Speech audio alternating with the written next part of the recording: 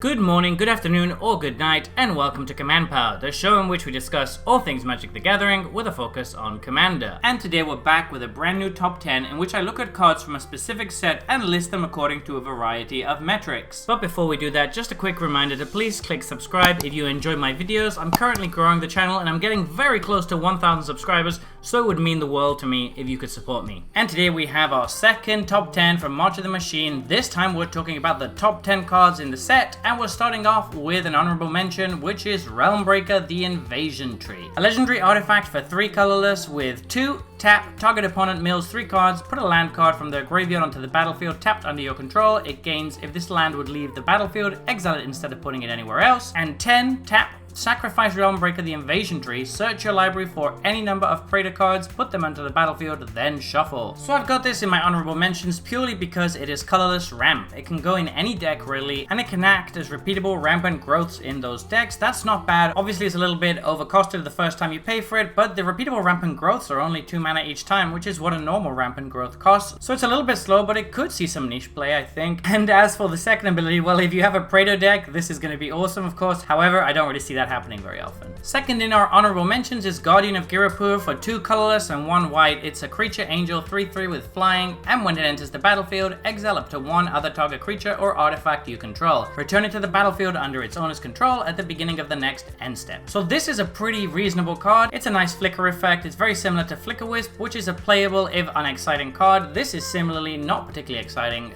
It's a little bit worse in that it can't flicker any permanent, but then it gets 2 extra toughness to make up for that. Just an unexciting but fine card that will definitely see some play in the format. My third honorable mention is C Double for 2 colors and 2 blue. It's an instant that says this spell can't be copied and choose one.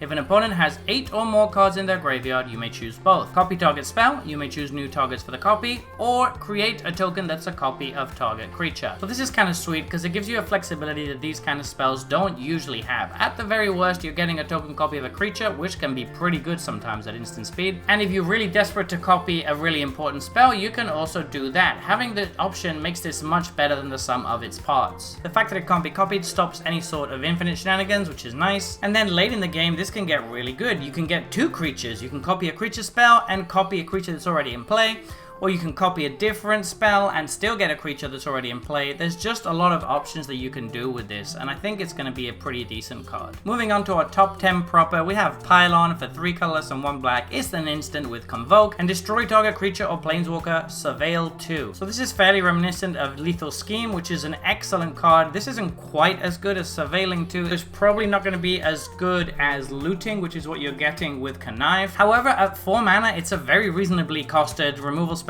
even if you have to pay full price. You're overpaying, but not that much. And then if you actually get to Convoke it, this becomes insane. It can be a 0 mana removal spell, and we all know how good those are in the format. Tacking on Surveil 2 actually just makes it so much better as well, because giving you card selection or graveyard fuel on your removal spell is absolute gravy, but it's very, very tasty gravy. At number 9, we have Transcendent Message for X colorless and 4 blue. It's an instant with Convoke and draw X cards. Very simple, very straightforward and elegant design. This is obviously really good if you're in any deck that is running a lot of small creatures or tokens, because you can power this out ridiculously. You can draw an absolute ton of cards, and if you wait till their end step to do it, that's going to be close to game over a lot of the time. If you can draw like 10 cards off of this, then it's going to be very difficult for them to come back off of it. In many ways, it seems even better than a classic card like Blue Sun Zenith, because even though it costs 1 more pip and it doesn't go into your library, if you're playing it in the right kind of deck, which should be one with a lot of creatures, then this is going to be amazing. This is probably going to fit really well in Ovika, for example, where you're getting all of those goblin tokens, and you can do something really gross like play a big spell, get a bunch of goblin tokens, and then immediately tap those tokens to convoke this, which is absolutely nuts. Next up, we have Chandra, Hope's Beacon for 4 colorless and 2 red. It's a legendary planeswalker Chandra with 5 starting loyalty, and when you cast an instant or sorcery spell, copy it.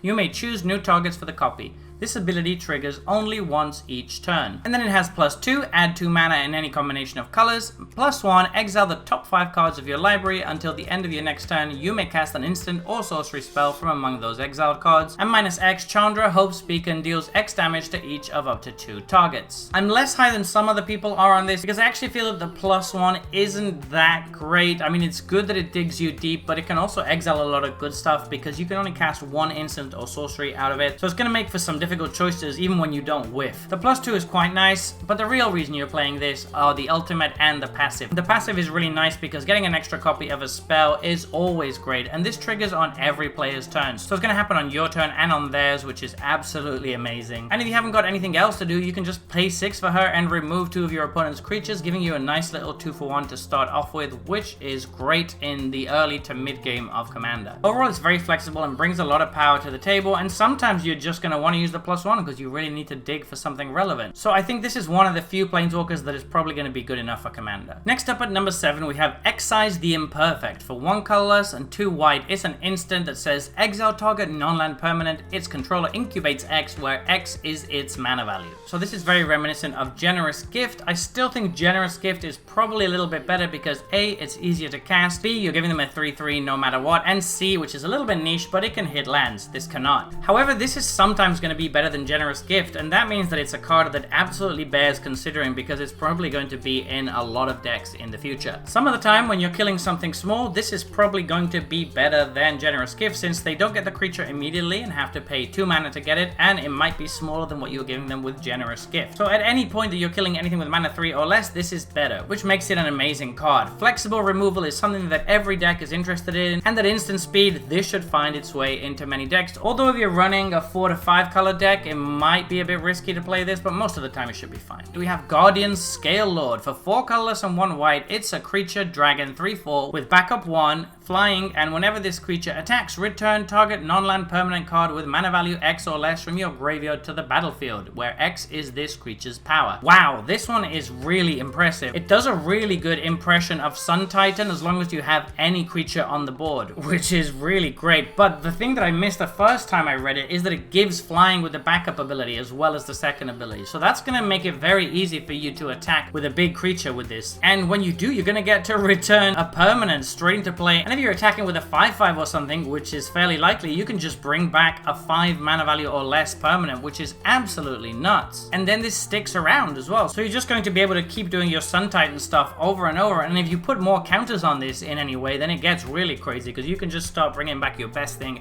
every single turn, and it's very difficult for your opponents to win from there. Obviously, all the normal stuff applies with creatures. This does need to survive a turn before it can attack, although the backup ability mitigates that a little bit since they do have to have 2 pieces of removal if they want to stop you from recurring anything. This is a fantastic card that I think is probably better than Sun Titan, and that's been a good card in Commander for a very long time. At number 5, we have Urabrask. For 2 colorless and 2 red, it's a legendary creature, Phyrexian Praetor, 4/4 with first strike, and whenever you cast an instant or sorcery spell, Urabrask deals 1 damage to target opponent. Add red. And then for 1 red, we exile Urabrask, then return it to the battlefield, transformed under its owner's control, activate only as a sorcery, and only if you've cast 3 or more instants and or sorceries this turn. And then on the other side, we have the Great Work, which is a saga with 3 chapters. The first one says the Great Work deals 3 damage to target opponent and each creature they control. The second says create 3 treasure tokens, and the third says until end of turn you may cast instant and sorcery spells from any graveyard. If a spell cast this way would be put into a graveyard, exile it instead,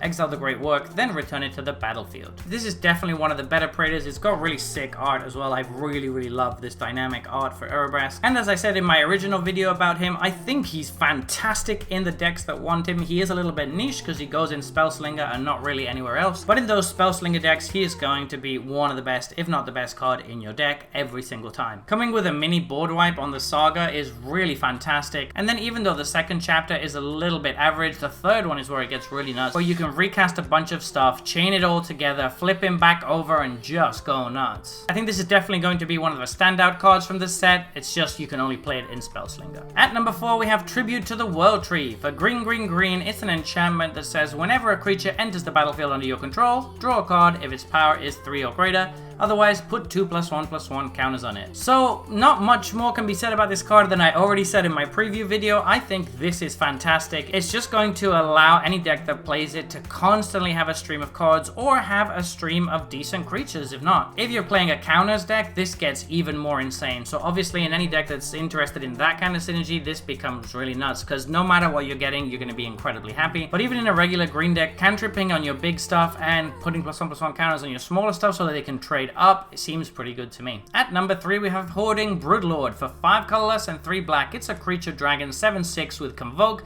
flying, and when it enters the battlefield, search your library for a card, exile it face down, then shuffle. For as long as that card remains exiled, you may play it, and spells you cast from exile have Convoke. So there's so much to love about this card, and honestly it almost feels like a mythic to me. The Convoke ability on this kind of big body is really good because it can just come down for much cheaper than it normally would, and since it's tutoring, that's kind of relevant because it then allows you to play the spell that you search for this turn if you need to, since this is going to cost less than it normally would. And then the fact that it leaves the card in exile is actually kind of good because it can protect against certain discard spells or certain things that might mess with your hand. And then the third ability is just absolute gravy on top that makes it really good in certain decks such as Prosper. The fact that this just gives Convoke to all your spells from exile is something that a ton of decks are going to be interested in, but even those that don't have that many synergies with this are still going to like this. Any deck that has small creatures or tokens is going to really love this as their top end. At 2 we have City on Fire. For 5 colorless and 3 red, it's an enchantment with Convoke, and if a source you control would deal damage to a permanent or player, it deals triple that damage instead. Damage doubling effects have always been good, but tripling effects have proven to be absolutely nuts. Fairy Emancipation has become a really good card in a lot of decks since it was printed, and this costs 2 mana more but has Convoke. That actually is kind of relevant and means that it's probably going to come down for much cheaper than 8 mana. It is a bit awkward that you might have to tap some creatures to pay for this, but that damage tripling effect is no joke. This can end the game really quickly in certain decks and is going to be really good in a lot of different decks. In, for example, my Norn the Wary deck, I see this as being absolutely fantastic because you're going to be making a lot of tokens which can convoke this out, and then all of your Norn triggers are going to triple. That's going to add up incredibly fast. This card just seems really good to me, and I'm so happy it's a rare and not a mythic. And finally, at number 1, we have Fairy Mastermind. For 1 colorless and 1 blue, it's a creature fairy rogue 2/1 with flash, flying, and whenever an opponent draws their second card each turn, you draw a card. And then for 3 colorless and 1 blue, each player draws a card. So this effect is just really good in Commander. We've seen similar effects quite a few times before, but we've never seen them on such an efficiently costed creature, and well statted as well. A 2/1 flying flash for 2 mana is a decent body, and if you get it down early, it can start chipping in for damage or carrying some swords, but then later on when your opponents are drawing extra cards, you can draw even more cards with this. If you play it in certain kind of decks that are going to have Howling Mine effects or wheel effects, you're going to get even more value out of this. It's going to be drawing you extra cards each time you make your opponent's wheel or draw with your Howling Mine effects. So it's just good in so many different decks, but the most important thing is that you don't really need to build around this. Everybody's drawing cards in Commander these days. You can't really have a deck that functions without having a significant amount of card draw in it. So this is just going to reward you for other players playing the game, and if they have to bend over backwards to not draw cards so that you don't draw them, you're already coming out ahead. So yeah, this card is absolutely nuts, and it might be one of the best invitational cards we've ever seen. I'm really excited to play with it. So there you have it. This has been our top 10 cards from March of the Machine. I think this set is absolutely packed with power, and I'm really looking forward to playing with a lot of these. What do you think? Are there any things you would change? Any additions that you think I missed? Please let me know in the comments section below. I read all comments and respond to all of them too. And if you enjoyed this video, don't forget to click like or subscribe. It really helps the channel. And until next time, take care.